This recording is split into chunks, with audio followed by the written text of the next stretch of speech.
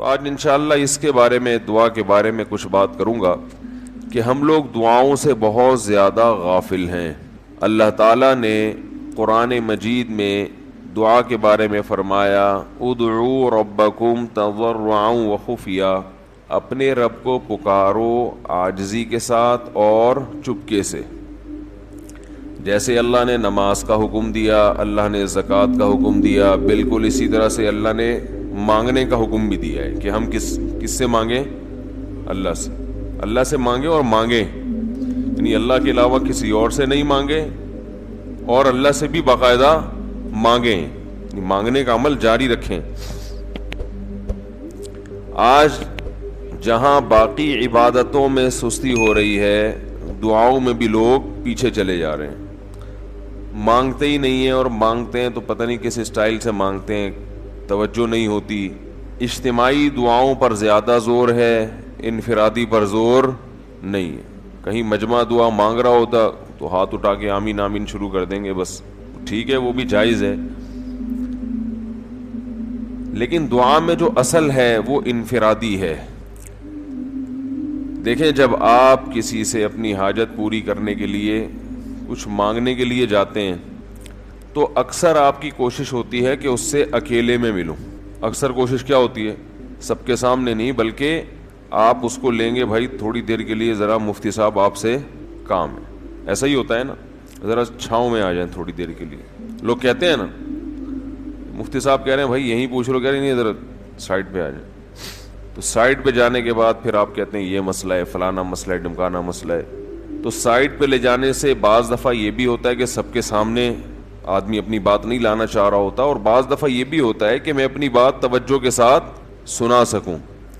تو دعا میں انسان، اللہ تو سب کی بات سنتا ہے، مجمع میں بھی اور تنہائی میں بھی، لیکن آپ دعا مانگنے میں جو آپ کی طبیعت لگے گی، توجہ سے مانگو گے، وہ تنہائی میں زیادہ شوق سے، زیادہ رغبت سے مانگ سکتے ہو. اجتماع میں ایسی رغبت اور ایسی شوق سے انسان دعا نہیں مانگ سکتا. تو انفرادی دعائیں ہی ختم ہوتی جا رہی ہیں. قرآن مجید میں اللہ تعالیٰ نے رمضان کی جو آیتیں ہیں ان آیتوں کے بعد ذکر کیا وَإِذَا سَأَلَكَ عِبَادِي عَنِّي فَإِنِّي قَرِيب، اے نبی ان سے کہہ دیجئے کہ جب یہ مجھ سے میرے بارے میں پوچھیں تو آپ ان کو بتا دیں کہ میں بہت قریب ہوں تمہارے. اجیب دعوت الداعی اذا دعان، جب کوئی پکارنے والا، دعا مانگنے والا مجھ سے دعا مانگے گا تو میں اس کی پکار کا جواب بولے بھائی، اس پکار کا جواب دوں گا. پکار کا جواب دینے کا مطلب کیا ہوتا ہے؟ قبول کروں گا اس کی دعا. جواب کا یہ مطلب نہیں کہ اچھا میں نے سن لیا چلو. ایک جواب تو یہ بھی ہوتا ہے نا، اچھا اب چپ ہو جا. ہم کسی کو پکار رہے ہوں، اگلا کہتے ہیں اچھا بھائی ٹھیک ہے، پتہ چل گیا، اب چپ کر کے بیٹھ جاؤ آرام سے. تو اللہ تعالیٰ جب جواب دیتے ہیں تو کیا مطلب ہوتا ہے کہ اللہ تعالیٰ وہ دعا قبول کر رہے ہیں. ہم دعا کثرت سے مانگتے کیوں نہیں ہیں؟ اس کی وجہ یہ ہے کہ ہمارے ذہن میں ایک چیز شیطان نے بٹھا دی ہے کہ مانگو تب بھی ویسے کے ویسے ہی ہیں، نہیں مانگو تب بھی ویسے کے ویسے. وہ فلاں آدمی تو نہیں مانگتا، وہ تو پھر بھی اس کی تنخواہ اچھی مل رہی ہے، اور میں تو کئی سالوں سے دعائیں مانگ رہا ہوں، اے اللہ میری تنخواہ ڈبل نہیں کر سکتا تو کم از کم 50% ہی بڑھا دے. تو میں تو وہیں کا وہیں ہوں، میری تنخواہ میں تو کوئی اضافہ ہو نہیں رہا. تو ہم تو دیکھتے ہیں کہ ادھر دعا مانگو کچھ بھی نہیں ہو، سوائے ثواب کے کچھ بھی نہیں ملتا. یہ وہ چیز ہے جو انسان کو دعاؤں سے روکتی ہے. حالانکہ ہم پیغمبروں کی زندگی دیکھتے ہیں تو بات بات پر دعائیں مانگتے تھے، بہت کثرت سے، بہت زیادہ. نوح علیہ السلام، اچھا اللہ نے ان کی دعاؤں کو قرآن میں ذکر بھی کیا ہے. مناجات مقبولہ ایک دعاؤں کی کتاب ہے. حضرت مولانا اشرف علی تھانوی رحمہ اللہ تعالی نے قرآن اور حدیث کی دعاؤں کو ایک چھوٹی سی کتاب میں جمع کر کے ایک ہفتے پہ ڈیوائیڈ کر دیا ہے اس کو، کہ آپ روزانہ ان میں سے ایک حصہ پڑھیں گے تو پورا ہفتے میں وہ تقریباً تمام دعائیں کور ہو جائیں گی جو قرآن و سنت میں بیان کی گئی ہیں. وہ کتاب ضرور خریدیں، رکھیں اپنے پاس، مناجات مقبولہ کے نام سے. تو ہم دعا کیوں نہیں مانگتے؟ مسئلہ ہمارے ساتھ یہ ہے کہ ہم کہتے ہیں کہ جو مانگتا ہے وہ بھی وہینچ کا وہینچ، اور جو نہیں مانگتا ہے وہ بھی کوئی سرخاب کے پر تو لگ نہیں جاتے کوئی مانگ رہا ہو تو. یہ وہ مسئلہ ہے جس کی وجہ سے لوگ دعائیں مانگنے میں بخل سے کام لیتے ہیں، جبکہ پیغمبر کثرت سے دعائیں مانگا کرتے تھے، بہت زیادہ۔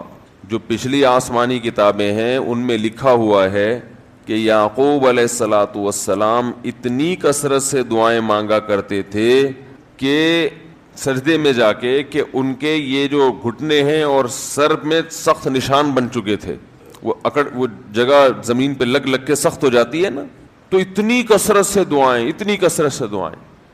ہم نے جن بزرگوں کے ساتھ ٹوٹا پھوٹا وقت گزارا ان کو دیکھا کہ وہ دعا بہت لمبی لمبی دعائیں مانگا کرتے تھے، بہت لمبی۔ ہمارے شیخ کے سامنے جب کوئی آیا کرتا تھا دعا کے لیے کہتا تو ہاتھ اٹھائے بغیر ویسے ہی اس کو ایک دعا کا جملہ کہہ دیا کرتے تھے۔ تو کسی نے کہا کہ آپ ہاتھ اٹھا کے اس کے لیے دعا کیوں نہیں مانگتے؟ تو فرماتے تھے کہ جب میں ایک دفعہ ہاتھ اٹھا لیتا ہوں تو پھر اتنی آرام سے نیچے گراتا نہیں، کیونکہ پھر اللہ کے دربار میں اب ہاتھ اٹھا لیے تو پھر تو ایسا ان کا دل لگتا تھا، مانگتے چلے جاتے تھے، مانگتے چلے جاتے تھے۔ تو بات یہ ہے کہ جب یہ یقین پیدا ہو جائے کہ جس خالق نے ہمیں پیدا کیا ہے اور جس نے ہمیں مانگنے کا حکم دیا ہے اس کے سامنے جب ہاتھ اٹھا کے گڑ گڑائیں گے تو وہ تھوڑا نہیں دے، وہ دعا لازمی قبول کرے گا، اور وہ لازمی ہماری مانگی ہوئی چیزیں ہمیں عطا کرے گا۔ یہ جذبہ اور یہ نیت جب انسان میں پیدا ہو جائے تو پھر اس کا دعاؤں میں دل لگتا ہے۔ کیسے نہیں لگے گا؟ آپ سوچیں کہ آپ کو کوئی بتا دے کہ یہ جو سیٹھ صاحب ہیں بہت بڑے، آپ جا کے ان سے مانگو، یہ ٹائم نکال کے بیٹھے ہوئے ہیں، جتنا مانگو گے، جو مانگو گے یہ دیں گے، تو اب آپ بتاؤ، آپ یہ کہو گے کہ میرے پاس مانگنے کا ٹائم نہیں ہے؟ ایسے موقع پہ آپ یہ کہو گے؟ آپ جائیں گے اور بسم اللہ کر کے شروع ہو جائیں گے۔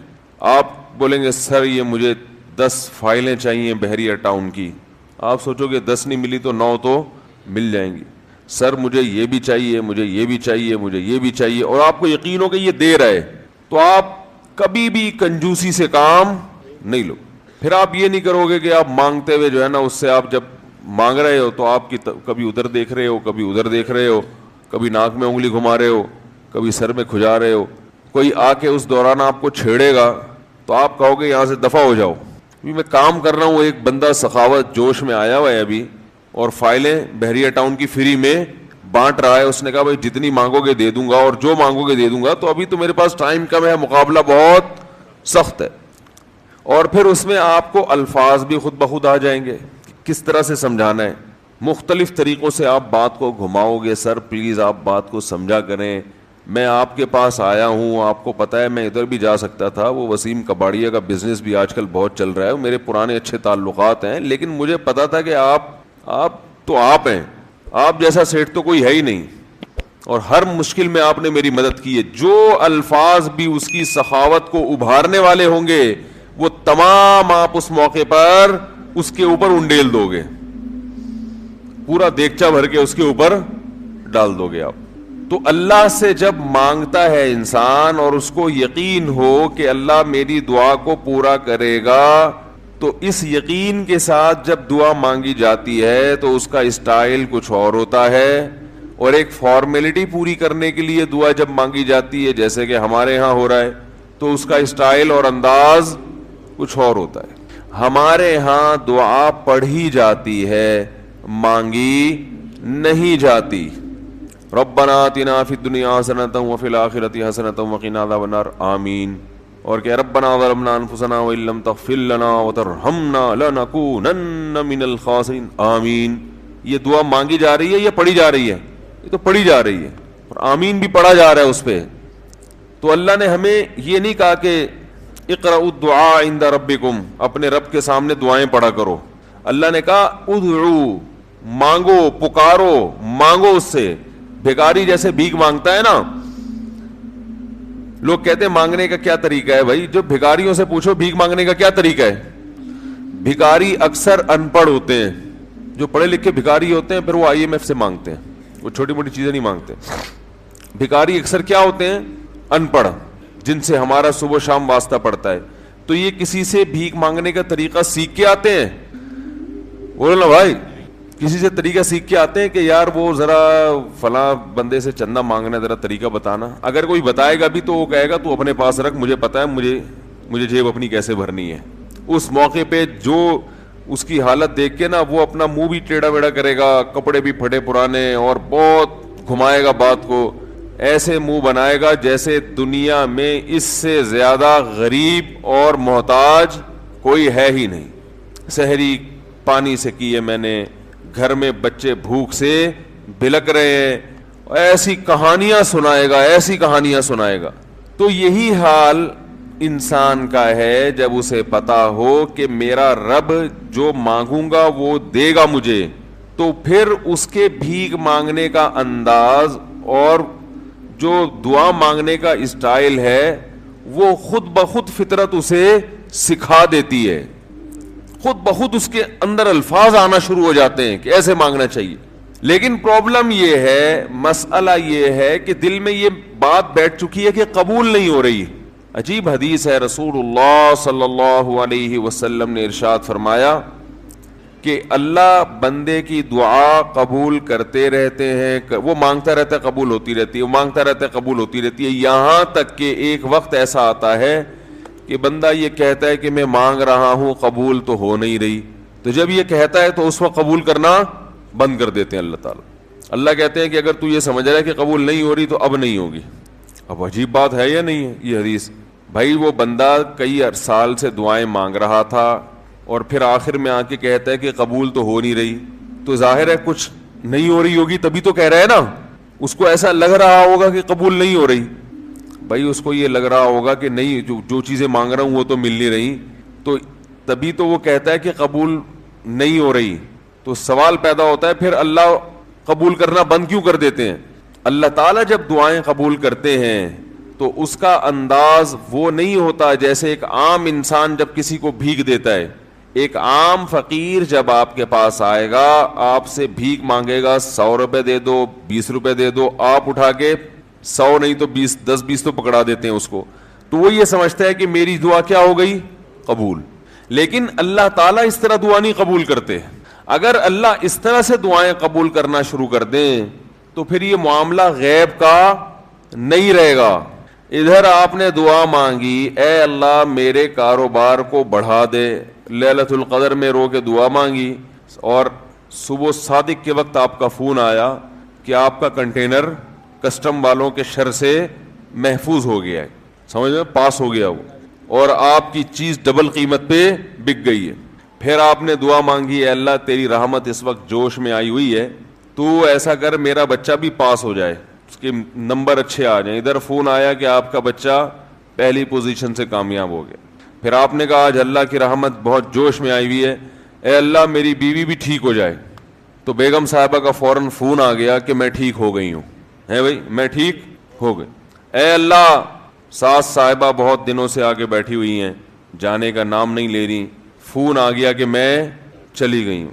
اس طرح سے اگر دعائیں قبول ہونا شروع ہو جائیں تو میرے بھائی پھر یہ سارے کافر، یہ سارے لبرل لوگ جو اللہ کو مانتے ہی نہیں ہیں، یہ دنیا کا ہر کام چھوڑ کے مصلی بچھا لیں گے اور دعاؤں کو فوکس کرنا شروع کر دیں گے.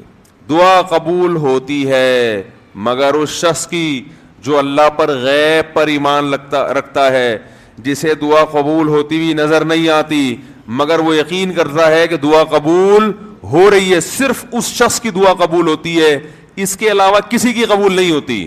بہت مشکل ہے بھائی سمجھانا. دعا سب کی قبول ہوتی ہے کا مطلب پتہ ہے؟ سب کی مطلب ان سب کی کہ جو یہ یقین رکھتے ہیں کہ قبول ہوتی بھی نظر نہیں آ رہی پھر بھی قبول ہو رہی ہے، ان لوگوں کی قبول ہوتی ہے دعا. حدیث سے پتہ چلتا ہے. اور اصل میں دعا مانگتے ہی یہی لوگ ہیں. اب آپ کہیں گے بھائی نظر تو آ نہیں رہی، جب میں جو چیز مانگ رہا ہوں وہ مل نہیں رہی، تو کیا ایسے قبول کا کرنا کیا ہے بھائی؟ یہ تو صرف مشورے مل رہے ہیں ہمیں کہ پھر بھی مانگتے رہو. تو ہم نے وہ ایک فقیر تھا نا، ایک سیٹھ صاحب کے پاس آیا، کہنے لگا کہ بھائی ذرا کچھ پیسے مل جائیں گے، گھر میں ضرورت ہے. تو اس نے کہا اتنے ہٹے کٹے ہو کے بھیک مانگتے ہو، شرم نہیں آتی؟ تو اس نے کہا فی الحال میں نے آپ سے بھیک مانگی ہے، مشورہ نہیں مانگا. جب مشورہ مانگوں تو اس وقت مشورہ دے دینا کہ بھیک مانگنا میرے لیے مناسب ہے یا نہیں ہے بھائی. ابھی میں آپ سے پیسے مانگ رہا ہوں مشورے کے لیے، پھر کوئی اور ٹائم انشاءاللہ رکھ لیں گے, اس میں آپ سے مشورہ لوں گا کہ میرے جیسے آدمی کو بھیک مانگنا مناسب ہے یا نہیں. تو آپ کے ذہن میں بھی یہ خیال آ رہا ہوگا کہ ہم اللہ سے دعا مانگتے ہیں اور اللہ کی طرف سے جو چیز جو ہم مانگ رہے ہیں وہ تو مل نہیں رہی, بلکہ اللہ کی طرف سے مشورے مل رہے ہیں کہ مانگتے رہو, قبول ہو رہی ہے, تو ہوتی بھی تو نظر نہیں آ رہی. کیا خیال ہے بھائی؟ ہوتی قبول ہوتی بھی نظر تو نہیں آ رہی. تو یاد رکھیں دعا تو لازمی قبول ہوتی ہے. اگر آپ کو قبول ہوتی بھی نظر نہیں, دعا قبول ہونے کے انداز مختلف ہیں. اللہ تعالیٰ کے جس طرح سے قبول کرتے ہیں نا, وہ عام لوگوں کی طرح نہیں آپ کو چیزیں پکڑا دیتے, یہ تو غیب سے معاملہ ختم ہو جائے گا. اللہ کی حکمت کا تقاضا یہ ہے کہ اس طرح سے قبول کروں کہ قبول ہو مگر اس کو پتا نہ چلے, کیونکہ وہ اللہ کا دربار ہے, اس کی کچھ قیمت ہے کہ وہ ہر ایک کو مانگنے کی توفیق نہیں دیتا. بھائی آپ نے کبھی دیکھا کہ کوئی سیٹ ایسی دکان کھول کے بیٹھ جائے کہ آؤ جو مانگو میں دوں گا؟ ایسے تو کیا ہوگا کہ پورا نظام خراب ہو جائے گا نا. پھر آپ 10 فائلیں تھوڑی مانگیں گے, پھر تو آپ کہیں گے پورا بحریہ ٹاؤن میرے حوالے کر دو, پھر تو آپ یہ کریں گے نا. یہ تو میں نے ایک مثال دی تھی, عملاً ایسا نہیں ہوتا. عملاً وہی آ کے بیٹھے گا اور وہی آپ کو پیشکش کرے گا کہ اس کے کچھ اصول اور ضابطے ہوں گے, ان قواعد پہ آپ پورے اترتے ہوگے تو آپ کو وہ گھسنے دے گا. اللہ کے بھی کچھ اصول اور ضابطے ہیں, ساری دعائیں قبول کرے گا, جو مانگو گے صرف اتنا نہیں بلکہ بڑھا کے دے گا. لیکن اصول یہ ہے کہ اللہ کہتے ہیں کہ جب میں دوں گا تو نظر نہیں آئے گا, مگر یقین رکھنا ہے کہ کیا کر رہا ہوں, میں دے رہا ہوں, پھر دیتا رہوں گا میں. پھر بات وہیں آگے کھڑی ہو جاتی ہے کہ ایسے دینے کا کیا فائدہ کہ ہماری سمجھ میں نہیں آ رہا کہ پتہ نہیں کیسے دے رہا ہے اللہ تعالیٰ. تو یاد رکھیں اللہ تعالیٰ کے دینے کا انداز تھوڑا مختلف ہے. وہ کیا ہے؟ بعض مرتبہ جو چیز مانگ رہے ہوتے ہیں اللہ وہی چیز آپ کو دے دیتا ہے, اور ایسا بھی ہوتا ہے. ہمیشہ ایسا تو نہیں ہوا ہوگا کہ جو چیز مانگی اور نہیں ملی ہو. کئی بار ایسا ہوا ہے کہ جو مانگا وہ اللہ نے دے دیا, فوراً مسئلہ حل ہو گیا. بعض دفعہ بلکہ اس سے بھی پہلے کا اسٹیپ, بسا اوقات تو آپ دعا مانگ ہی نہیں رہے ہوتے, آپ اس کو دعا سمجھ رہے ہوتے ہو, لہذا اس میں وہ جان ہوتی نہیں ہے, تو قبولیت کا پھر سوال ہی پیدا نہیں ہوتا. آپ دعا پڑھ رہے ہوتے ہو, مانگ رہے نہیں ہوتے. تو اللہ نے تو دعائیں قبول کرنے کا کہا ہے, دعائیں پڑھنے پر کہا ہو, وعدہ کیا ہو, ایسا ہمارے علم میں کوئی حدیث نہیں ہے. دیکھیں یونس علیہ الصلوۃ والسلام جب مچھلی کے پیٹ میں تھے تو یونس علیہ السلام کو اپنی خطا کا احساس ہوا کہ میں اللہ کی پرمیشن کے بغیر اپنی قوم کو چھوڑ کے آ گیا ہوں. ان کو احساس ہو گیا, تبھی اللہ نے مجھے مچھلی کے پیٹ میں ڈال دیا ہے.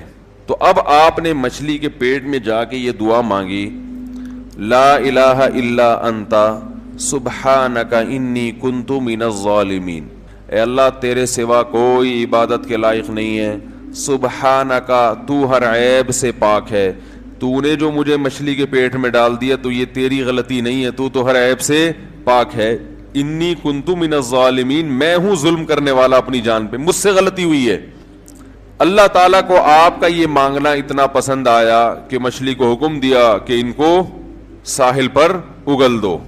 اور نہ صرف یہ کہ مچھلی نے آپ کو ساحل پہ ڈالا, وَأَنبَتْنَا عَلَيْهِ شَجَرَةً مِّن یقطین, یقطین کوئی درخت تھا وہ بھی اللہ نے اگا دیا دھوپ سے بچانے کے لیے. لیکن جب مصیبتوں میں ہم یہ کلمہ پڑھتے ہیں لا الہ الا انت سبحانک انی کنت من الظالمین, تو ہم یوسف علیہ السلام والے جذبے سے یہ کلمے میں جو الفاظ ہیں وہ مانگتے نہیں ہیں بلکہ ہم یہ کلمہ پڑھتے ہیں. سمجھ رہے ہیں؟ پڑھنے کی بھی برکتیں ہوتی ہیں, میں اس کا منکر نہیں ہوں, لیکن ہمارے جو ورڈنگ ہوتی ہے نا وہ مانگنے کا اسٹائل نہیں ہوتا. ہم چھوٹے بچے تھے تو مسجد میں آیت کریمہ کا ورد ہوا کرتا تھا کہ بھائی حالات خراب ہیں آج کل, امام صاحب اسپیکر پہ اعلان کر کے بلاتے تھے, آ جاؤ بھائی آیت کریمہ کا ورد ہوگا, لا الہ الا انت سبحانک انی کنت من الظالمین, 5 لاکھ دفعہ پڑھا جائے گا. تو ہم مسجد میں آتے, وہ مسجد میں دانے ہم تو آتے تھے, اس کے بعد جلیبیاں بھی ملتی تھیں, بڑی گرم گرم ٹائٹ جلیبیاں ہوتی تھی. اب تک وہ مزہ نہیں آیا جلیبی میں. تو وہ جلیبیاں بھی ہوتی تھی, اوپر دانے رکھے ہوئے ہوتے تھے, وہ 5 لاکھ دانے ہوتے تھے, ختم کرنے ہوتے تھے.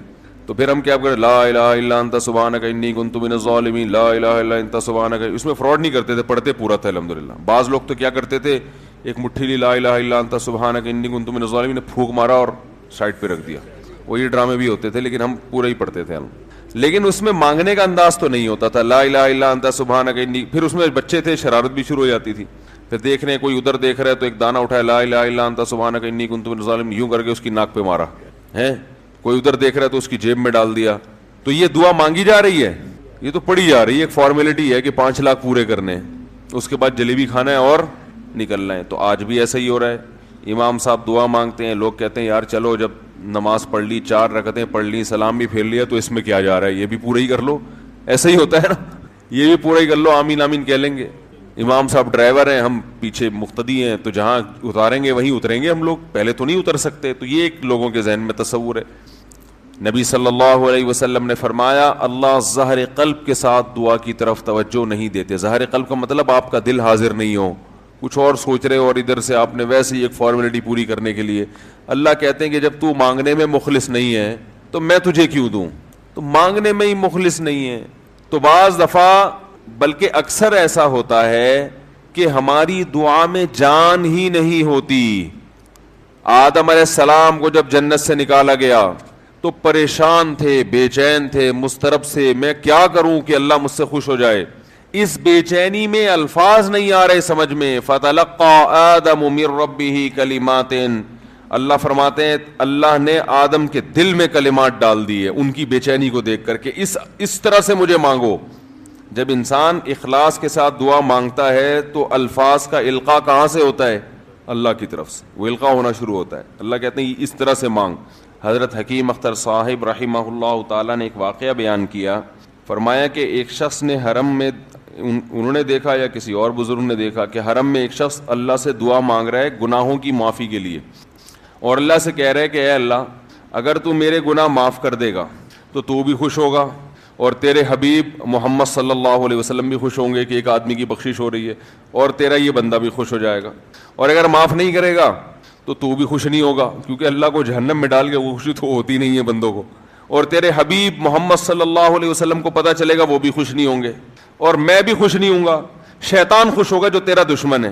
اب خود سوچ لے تو اپنے دشمنوں کو خوش کرنا چاہتا ہے یہ اتنے سارے ہیں بھائی، اتنے سارے دوست ہیں تیرے، ان کو ناراض کر کے تو خوش کس کو کر رہا ہے؟ اپنے تو جو تیرا بھی دشمن ہے، میرا بھی دشمن، اور تیرے حبیب محمد صلی اللہ علیہ وسلم کا بھی دشمن ہے. تو دیکھو کیسے الفاظ ہیں اس کے. تو ایسا کہ بظاہر بخشش کے علاوہ کا آپشن چھوڑا ہی نہیں. کیا خیال ہے؟ حجاج ابن یوسف بڑا ظالم تھا، بڑا ظالم. موت کا جب وقت آیا، تھے یہ لوگ ایمان والے، چاہے ظالم تھے، بدعمل تھے، لیکن اللہ پر ایمان بہرحال رکھتے تھے، ان کو پتا تھا کہ میں غلط کر رہا ہوں. جب موت کا وقت آیا تو کہنے لگا کہ اے اللہ لوگ کہتے ہیں کہ تو مجھے نہیں بخشے گا، لوگ کہتے ہیں کہ میرے جیسے گناہگار کو تو نہیں بخش سکتا. بڑے عجیب الفاظ ہیں، اللہ کی رحمت کو جوش دلا رہا ہے کہ تو ایسا کر کے دکھا دے، یعنی کچھ ایسا کر کے دکھا دے کہ جو تیرے بارے میں لوگ گمان کر رہے ہیں وہ گمان کیا ہو جائے. یہ بالکل ایسے ہے جیسے کوئی بہت بڑا سیٹ ہو، آپ اس سے بہت زیادہ بڑا قرضہ مانگنے کے لیے جائیں جو کہ عام طور پر نہیں ملتا، لیکن آپ اس کو جوش دلا رہے ہو کہ لوگ کہتے ہیں کہ تو اتنا بڑا قرضہ نہیں دے سکتا، تو آج تو اپنی سخاوت دکھا دے کہ میں اتنا بڑا قرضہ بھی دے سکتا ہوں. تو مرتے ہوئے کیا کہنے لگا کہ اللہ یہ پبلک کہہ رہی ہے کہ تو مجھے نہیں بخش سکتا، یعنی یہ تیری رحمت کو چیلنج کر رہی ہے کہ اتنے بڑے گناہگار کو نہیں بخشے گا اللہ. تو آج کیا کر لے تو یہ دکھا دے اپنی رحمت سے کہ میں اتنے بڑے گناہگار کو بھی معاف کر سکتا ہوں. اب پتہ نہیں اللہ نے معاف کیا نہیں کیا، وہ تو اللہ کا معاملہ اور حجاج بن یوسف کا معاملہ. لیکن علماء کہتے ہیں یہ اس نے الفاظ بڑے ڈینجرس کہے ہیں مرتے وقت. ڈینجرس کا مطلب یعنی دوسرے معنی میں ایسے ہے کہ اس نے اللہ کی عرش کو ہلا دیا ہوگا. اللہ کو مانگنا اتنا پسند ہے. پہلی بات تو یہ ذہن میں رکھیں کہ اس سے بڑی کوئی عبادت نہیں ہے دعا سے، اور دعا سے مشکل کوئی عبادت نہیں ہے. نماز پڑھنا آسان ہے، زکوٰۃ دینا آسان ہے، روزہ رکھنا بھی آسان. سب سے مشکل کام کیا ہے؟ دعا مانگنا. اسی وجہ سے ہم نے جن لوگوں کو دیکھا کہ وہ واقعی دیندار ہیں، اللہ والے ہیں، ہم نے صرف انہی کو دعائیں مانگتے ہوئے دیکھا ہے. عام لوگوں کو ہم نے دعاؤں کو اتنا فوکس کرتے ہوئے نہیں دیکھا. وہ دوسری چیزوں کو زیادہ فوکس کرتے ہیں، دعاؤں پہ زیادہ زور نہیں ہوتا ان کا. وظیفوں پہ تو ہوگا صبح شام، یہ والا اتنی دفعہ، وہ والا اتنی دفعہ، وہ بھاگ گئی واپس آ جائے اس کے لیے اتنی دفعہ، وہ جا نہیں رہی اس کے لیے اتنی دفعہ.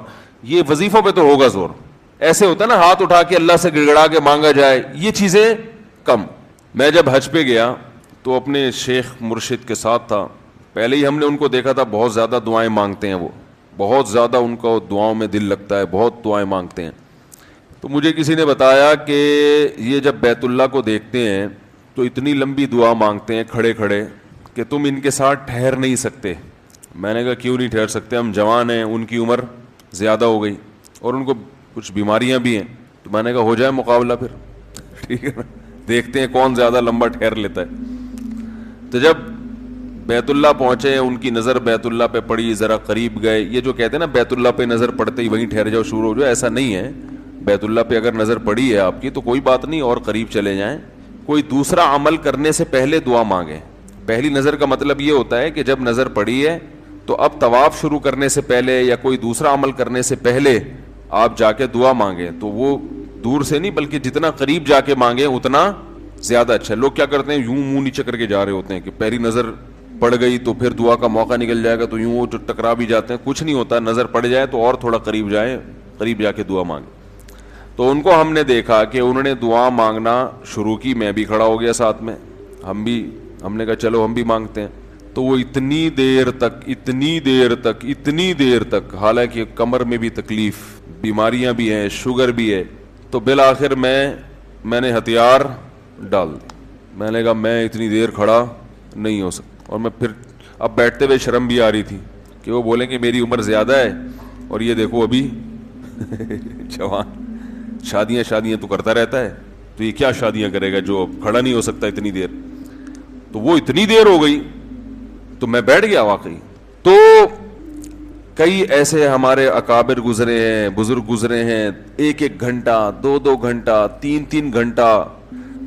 مرکز میں, تبلیغی مرکز میں کسی نے بتایا کہ ایک بزرگ کو میں نے دیکھا صبح اشراق کے وقت دعا مانگنا شروع کی ہے اور ظہر کی نماز میں اٹھے. اشراق کے وقت دعا مانگنا شروع کی اور کب اٹھے؟ یہ وہ لوگ تھے جن کا دعاؤں میں دل لگتا تھا. اب بتائیں دعا مشکل عبادت ہے یا نہیں ہے؟ حضرت عمر رضی اللہ تعالی عنہ کا قول ہے, فرماتے ہیں کہ مجھے اس بات کی پرواہ نہیں ہوتی کہ میری دعا قبول ہو رہی ہے کہ نہیں ہو رہی, مجھے اس کی فکر رہتی ہے کہ دعا مانگنے کی توفیق مل رہی ہے کہ نہیں مل رہی. کیونکہ اللہ جب ناراض ہوتا ہے نا کسی سے, مانگنے کی توفیق چھین لیتا ہے اللہ تعالیٰ. اور مانگنے کی توفیق دی ہوئی, اس کا مطلب اگر ناراض ہے بھی تو اتنا زیادہ نہیں ہے, تھوڑا بہت ہے, وہ تلافی چاہتا ہے کہ آپ کر لو. مانگنے کی توفیق ملنا اس کی علامت ہے کہ اللہ اگر ناراض بھی ہے تو بہت زیادہ نہیں روٹھا ہوا, بلکہ اس نے سوری کا آپشن دیا ہوا ہے کہ چلو مانگ کے اپنا منا لو, مجھے کسی بھی طریقے سے راضی کر لو. دعا کا اس قدر فائدہ ہوتا ہے انسان کو, اس قدر فائدہ ہوتا ہے. آپ مانگنا شروع کریں, زندگی چینج ہونا شروع ہو جائے گی, آپ کی زندگی میں تبدیلی آنا شروع ہو جائے گی. جتنا تعلق اللہ کے ساتھ دعا کے ذریعے بنتا ہے اتنا تعلق کسی اور چیز سے نہیں بنتا. نبی کی 9 بیویاں ہیں, جب ان ازواج نے آپ سے مانگا کہ بھئی ہمارے گھر میں 40 دن چولہا نہیں جلتا, پیسے نہیں ہیں, راشن نہیں ہے, تو آپ صلی اللہ علیہ وسلم نے کیا فرمایا؟ قرآن کی آیتیں نازل ہوئیں, یا ایھا النبی قل لازواجک, آپ اپنی بیویوں سے کہہ دیجئے اگر تمہیں دنیا کی دولت چاہیے تو میں تعالینا امتعکن, میں تمہیں پیسے دے دیتا ہوں, واسرحکن سراحا جمیلا, اور عزت کے ساتھ تم سب کو رخصت کر دیتا ہوں. بھئی کسی پیسے والے سے شادی کر لو. کیوں؟ اللہ نے ہمارے نبی کے لیے غربت کو سلیکٹ کیا تھا. حالانکہ آپ مالدار بننا چاہتے بن سکتے تھے, لیکن نبی آخری نبی ہے نا, تو اس میں کیا حکمتیں ہیں وہ میں بھی نہیں چھیڑوں گا. ہمارے نبی کی جو غربت تھی وہ اختیاری تھی. اختیاری کا مطلب آپ نے خود اپنے آپ کو مسکین رکھا ہوا تھا. یہ نہیں کہ آپ کے پاس پیسہ نہیں تھا, پیسہ آتا تھا سارا صدقہ کر دیتے تھے. صبح آیا شام تک نہیں بچا, شام کو آیا صبح تک نہیں بچا. لیکن مجھے اور آپ کو اس طرح کرنے کی شریعت میں اجازت نہیں ہے کہ آج سے پتہ چلے آپ نے سارے بینک خالی کیے, سارا سونا وونا, گھر کے پلاٹ کی فائلیں والے بیچ باچ کے تمبو لگا کے روڈ پہ آ کے بیٹھ گئے اور بیگم سے کہہ رہے ہو رہنا ہے اسی طرح رہو تمبو میں ورنہ نکلو. یہ آپ کو اجازت نہیں ہے. کیوں نہیں ہے؟ یہ ٹاپک نہیں ہے میرا, کیونکہ میں نے اگر اس ٹاپک پہ چلا گیا تو یہ جو ٹاپک آج لے کے چل رہا ہے وہ چینج ہو جائے گا. بس ابھی فی الحال یقین کر لیں کہ مولوی صاحب اگر کہہ رہے ہیں تو علم کی بنیاد پہ کہہ رہے ہوں گے. تو یہ نبی کے لیے اللہ نے اس طرز زندگی کو سلیکٹ کیا ہے, میرے اور آپ کے لیے یہ نہیں ہے. ہمارے اور آپ کے لیے کہ تمیز سے اچھے بچوں کی طرح کماؤ, کچھ جمع بھی کرو, خرچ بھی کرو, گھر والوں پہ ہاتھ بھی کھلا رکھو, اچھے بچوں کی طرح اس طرح سے زندگی گزارو, فنٹر بننے کی کوشش فرض واجب نماز روزہ یہ پورے کرو بس. لیکن نبی کا معیار اونچا تھا. تو نبی صلی اللہ علیہ وسلم نے فرمایا تعالینا امتعکن واسرحکن سراحا جمیلا, میں تمہیں رخصت کر دیتا ہوں, کسی مالداروں سے شادی کر لو. اس زمانے میں طلاق یافتہ بیوہ کی شادی ہونا کوئی مسئلہ نہیں تھا, ایک سے ایک رشتہ مل جاتا تھا. یہ تو ہمارے زمانے میں نحوست ہے کہ نہیں ہوتی شادیاں. اور اگر تم اسی طرح رہنا چاہتی ہو تو اسی طرح غربت میں میرے ساتھ گزارا کرنا پڑے گا. تو تمام کی تمام امہات نے, نبی نے ان کو طلاق کا باقاعدہ اختیار دیا. یہیں سے علماء نے مسئلہ نکالا ہے کہ طلاق مرد خود بھی دے سکتا ہے, بیوی کو طلاق کا اختیار بھی دے سکتا ہے.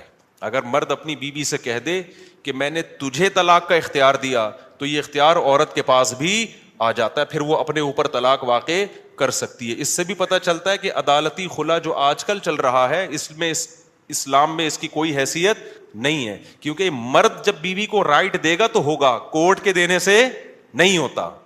جج صرف اپنی بیوی کو طلاق دے سکتا ہے, دوسروں کی بیویوں کو جج طلاق نہیں دے سکتا. یہ بار بار بیان کرتا رہا ہوں میں, کیونکہ دنیا کا نظام چینج ہو رہا ہے, ہر جگہ ایسا ہی ہو رہا ہے, یہ جو آج کل سسٹم چینج ہو گیا نا. تو اب کیا ہے, اللہ یہ کہ چند صورتوں میں جج بھی دے سکتا ہے, وہ الگ ٹاپک ہے. تو نبی صلی اللہ علیہ وسلم نے طلاق کا باقاعدہ اختیار دے دیا. یہ نہیں کہا کہ تم چاہتی ہو تو میں تمہیں طلاق دے دیتا ہوں, نہ, باقاعدہ رائٹ دے دیا کہ اپنے اوپر واقع کر لو. حضرت عائشہ رضی اللہ تعالی عنہا کا جب نمبر آیا, اچھا عورت اگر اسی مجلس میں وہ اختیار واپس کر دے تو ختم ہو گیا اختیار. مرد نے جس مجلس میں اختیار دیا نا اس مجلس کے ساتھ رہتا ہے, ہمیشہ کے لیے دے دیا تو ہمیشہ کے لیے, مجلس کے ساتھ دے دیا تو جب تک اس مجلس میں ہے طلاق واقع کر سکتی ہے, جب مجلس ختم ہو گئی تو طلاق کا آپشن بھی ختم. تو نبی نے حضرت عائشہ کو سے بھی فرمایا کہ تمہیں بھی میں اختیار دیتا ہوں, لیکن آپ نے فرمایا جلد بازی نہ کرنا. کیا مطلب, جلدی میں یہ نہیں کہہ دینا کہ بھائی مجھے نبی قبول ہیں, ایسا نہ ہو. کم عمر تھی نا حضرت عائشہ, ایسا نہ ہو جلد بازی میں فیصلہ کرو پھر دوبارہ کل فاقے پڑھیں, پھر بولو بھائی کہ یہ میں نے فیصلہ کیا تھا, غلط کر دیا تھا. اس لیے آپ نے فرمایا اپنے گھر میں پہلے مشورہ کر لو. حضرت عائشہ سے فرمایا اپنے گھر میں جا کے مشورہ کر لو, مشورے کے بعد سوچ سمجھ کے ایک رائے قائم کرو کہ اسی فقر و فاقہ میں 40 دن چولہا نہیں جلے گا, اسی میں گزارا کرنا ہے یا مجھ سے طلاق لے کے کہیں اور شادی کرنی ہے. جلدی میں فیصلہ نہ کرو. حضرت عائشہ کو اتنا غصہ آیا نا نبی کے اس بات پر, فرمایا افیکا اشاور, آپ کے بارے میں مشورہ کروں گی میں, یعنی پیغمبر کے بارے میں اپنے ابا اماں سے جا کے مشورہ کروں گی کہ رہنا کہ نہیں رہنا. مطلب کوئی مشورہ نہیں کرنا, رہنا ہے.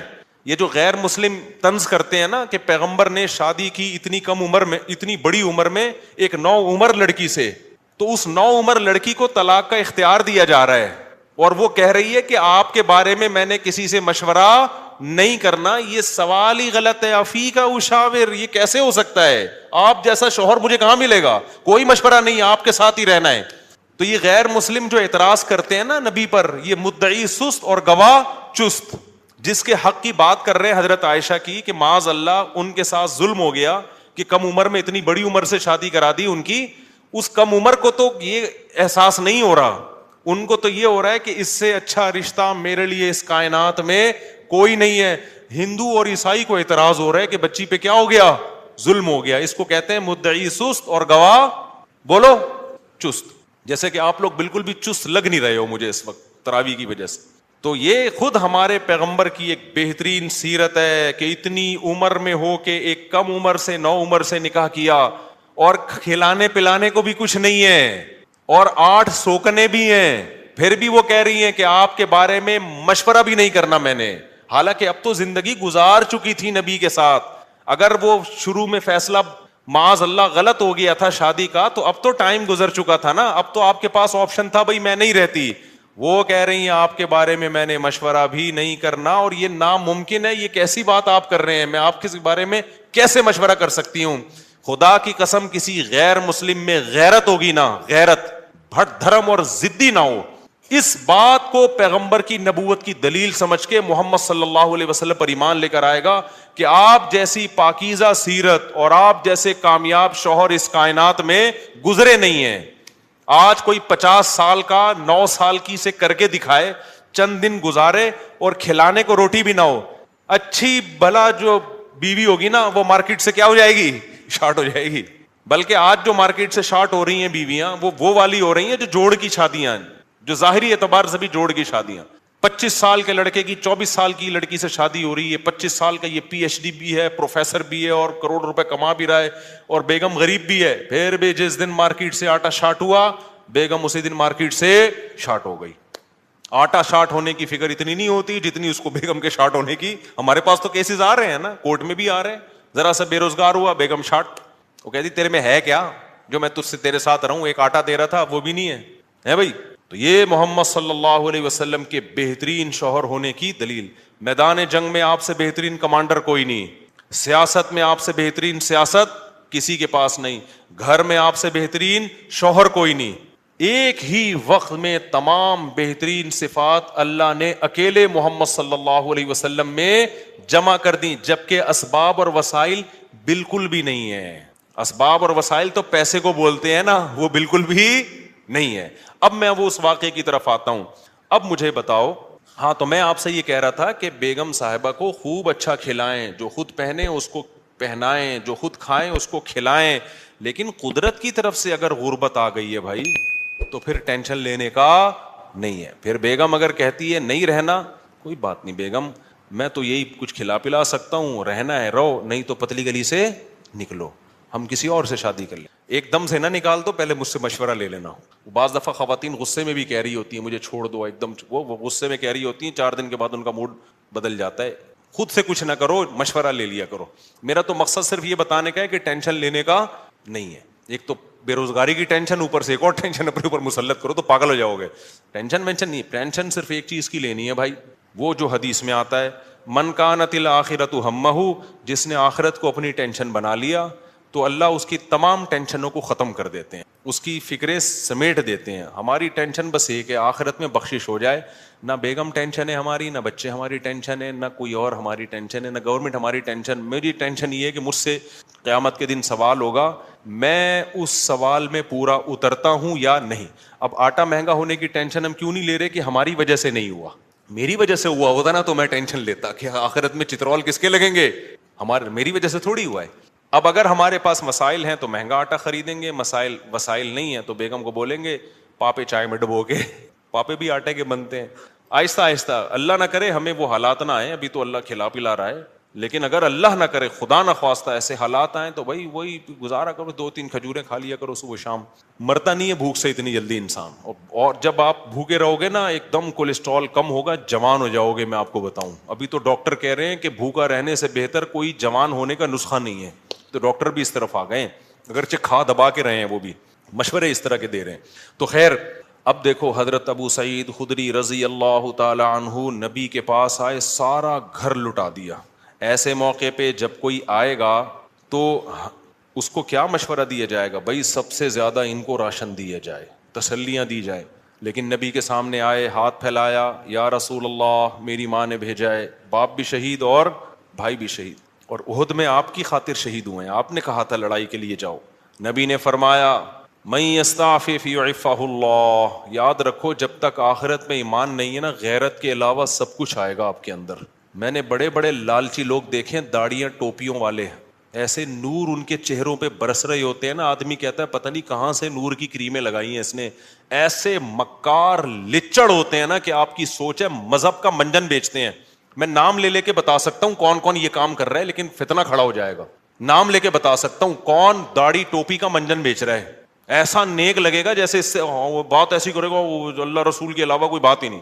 مجھے ڈر لگتا ہے غصے میں کہیں میرے منہ سے نام نہ نکل جائے ان لوگوں کا, لیکن ایک بڑا فتنہ کھڑا ہو جائے گا, اس لیے نام نہیں لے رہا میں. اور یہ مذہبی لوگوں میں منجن بہت ہے, کیونکہ مذہب کے نام پہ نا منجن بکتا بڑی جلدی ہے. لوگ یقین کر لیتے ہیں حضرت جی اتنے نیک, ماشاءاللہ بغلیں بھی صاف حضرت کی اور اتنے خوبصورت. تو یاد رکھو فراڈی آدمی کے لیے داڑھی رکھنا اور پگڑی پہننا کوئی مشکل کام نہیں ہے. فراڈی یہ کام کر بھائی داڑھی ٹوپی داڑھی رکھنا ضروری ہے, لیکن یہ بھی تو ہو سکتا ہے چور نے داڑھی رکھی ہو لوگوں کو الو بنانے کے لیے. مدرسے والے کبھی چور نہیں ہوتے, چور لوگ مدرسہ کھول لیتے ہیں کہ پیسہ آئے گا. بڑے بڑے ٹرسٹ چل رہے ہیں جو بڑے بڑے فراڈی ہیں, سارے ٹرسٹ فراڈی نہیں ہیں لیکن فراڈی ٹرسٹ بھی ہیں بہت سارے. مجھے خود ایک وکیل نے بتایا کہ جب کسی آدمی کو کروڑ پتی بننا ہوتا ہے نا اور گاڑیاں منگوانی ہوتی ہیں کسٹم پے کیے بغیر, تو وہ ٹرسٹ کھول لیتا ہے. اس نے مجھے بتایا کتنے لوگوں نے ٹرسٹ کھولے ہوئے پاکستان میں, دبا کے نوٹ چھاپ رہے ہیں. تو یہ دھندے پاکستان میں سب سے زیادہ ہوتے ہیں, دنیا میں اتنے زیادہ بولو نہیں ہوتے. لیکن ہماری قوم اندھی ہے, خدا کی قسم غصہ آ رہا ہے مجھے. اور رمضان میں تو طبیعت سے چورن بکتا ہے, اٹھا اٹھا کے پھینک رہے ہیں پیسے, یہ لے یہ لے یہ لے. ابے دیکھ نہیں رہے یار یہ کیا کر رہا ہے, یہ اتنا اندھا اعتماد. تمہیں اللہ نے ایک پیسے کی نعمت دی, اس کو برباد تو نہ کرو نا تم. ایک اور کام رمضان میں ذہن میں رکھو, موضوع سیٹ رہا ہوں فوراً آ رہا ہوں پھر اس طرف. ایک اور کام, کیونکہ رمضان میں منجن زیادہ بکتا ہے.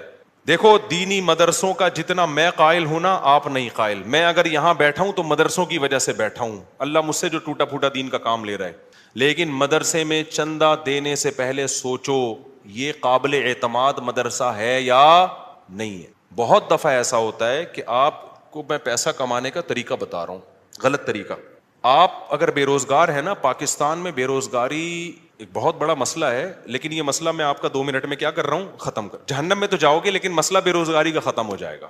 آپ نے کیا کرنا ہے, آپ نے ایک زمین خریدیں, وہ بھی چندے کے پیسوں سے, ٹھیک ہے نا, کہ بتائیں میں ایک مدرسہ کھولنا چاہتا ہوں. اس سے پہلے آپ کو داڑھی رکھیں, آپ داڑھی, کیونکہ لوگ پھر اس پہ زیادہ اعتماد ہے, اور پگڑی باندھیں. مولانا طارق جمیل صاحب کے ساتھ 6 سیلفیاں, مفتی طارق مسعود صاحب کے ساتھ 7 سیلفیاں.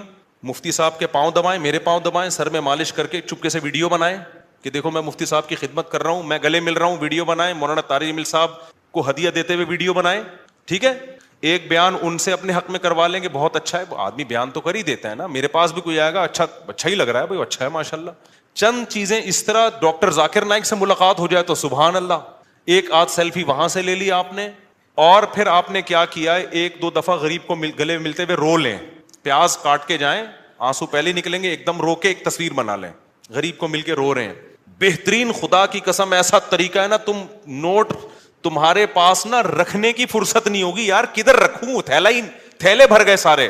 اس کے بعد آپ نے کیا کرنا ہے, آپ نے اناؤنس کرنا ہے میں ایک مدرسہ بنا رہا ہوں, یتیم خانہ کھول رہا ہوں. آپ نے 4 دیواری کھڑی کی, اس میں 4-6 یتیم بچے, آپ جائیں وہاں سے کچھ بچے ادھار لیں. ادھار کا مطلب کوئی اپنے بچے دیتا تھوڑی ہے, ان کو بولیں کہ ہم کچھ دن ان کو کھلائیں گے پلائیں گے, تو مائیں دے دیتی ہیں, چلو یار کچھ دن کیا, وہ قرآن بھی پڑھائیں گے, تو قرآن پڑھ رہا ہے اس بہانے. یہ آپ کو پتا ہے, اللہ کو پتا ہے. وہ 4-6 یتیم بچے جو شکل سے بھی یتیم لگ رہے ہوں, اور اگر یتیم نہ بھی ہوں تو وہ بچے جو لگ رہے ہوں یتیم شکل سے, بعض یتیم ہوتے نہیں ہیں, لگتے ہیں یتیم, اللہ کی طرف سے ڈیزائننگ کچھ اس طرح کی ہوتی ہے, وہ لگ کیا رہے ہوتے ہیں, یتیم لگ رہے ہوتے ہیں. رمضان میں بہترین بزنس. تو آپ نے وہ 4 دیواری میں 8, 10, 15, 20 جتنے ہو سکے ایک بھی لے آؤ گے نا تو دھندا تو چلنا شروع ہو جائے گا. وہ یتیم بچے لا کے ڈال دیے. پھر اس کے بعد آپ اپنی 2-4 نمازوں کی تصویریں دعا مانگتے ہوئے, ٹھیک ہے نا. اور پھر آج کل خلافتیں بھی مل جاتی ہیں, ایک آدھ بزرگ کے تھوڑا سا کچھ, آپ جو 2 نمبر قسم کے بزرگ ہوتے ہیں, ہدیے ودیے دیے اور تھوڑا سا خلافت لے لی وہاں سے. اس کے بعد پھر میرے بھائی اب جو آپ کے پاس پیسہ آئے گا نا, آپ آگے آگے اور پیسہ آپ کے پیچھے پیچھے. لوگ کہیں گے یار یہ میری طرف سے بکرا, 10-10, 20-20 لوگ بکرے لا رہے ہوں گے, 9 بکرے آپ کے گھر میں, 1 بکرا کاٹ کے بچوں کو کھلا دو. لوگ سمجھ رہے ہوں گے دیکھو بکرا کھلا رہا ہے نا, یہ لوگ یہ تھوڑی دے رہے ہوں گے کم بخت کھلا کتنا رہا ہے, اور 9 تو گھر میں پہنچائے ہیں اس نے, اور وہ قصائیوں سے ان کے رابطے ہیں, وہ بک رہے ہیں مارکیٹ میں. گاڑیاں بڑی بڑی لینڈ کروزر جیسی گاڑیاں, بھائی کس کی, مدرسے کی گاڑی ہے. بھائی تیرا ابا تو سائیکل بھی نہیں چلاتا تھا, تیرے پاس اتنی بڑی گاڑی کہاں سے آ گئی, تو کون ہوتا ہے مجھ سے پوچھنے والا, وہ یہ جواب دے گا آگے. ایسی لگژری لائف ہوگی نا. ان 6 یتیم بچوں کو ادھار لیا تھا واپس کر کے, اب سچی مچی کا یتیم آنا شروع ہو جائیں گے. جب پتا چلے گا نا یہ لوگ کھانے میں بکرے کھلاتے ہیں, تو پھر تو جو یتیم نہیں بھی ہیں, ابا کہے گا یار اس کو یتیم ہی فرض کر کے میرے بچے کو بھی یہاں داخل کر لے, بلکہ میرے ابا بھی مر گئے تھے, میں بھی یتیم ہی ہوں. ایسا نوٹ چھاپنے کی مشین بنو گے, بنے ہوئے ہیں لوگ, بنے ہوئے ہیں. بڑے بڑے مدرسوں کے نام پہ فراڈ ہو رہا ہے. میں نہیں کہہ رہا مدرسے فراڈی ہوتے ہیں, فراڈی لوگ بھی مدرسہ بناتے ہیں. اب آپ نے یہ نہیں کرنا کہ مدرسوں کو دینا بند کر دیں, اس سے تو اچھے مدرسے بھی بند ہو جائیں گے. آپ نے تحقیق کرنی ہے کون واقعی دیندار لوگ ہیں, امانت دار لوگ ہیں, کام کر رہے ہیں, اور کون ایسے ہیں جو داڑھی اور پگڑی کے نام پہ منجن بیچ رہے ہیں. یہ آپ نے کرنا ہے, نہیں تو قیامت کے دن الٹے لٹکے پہ ہوگے.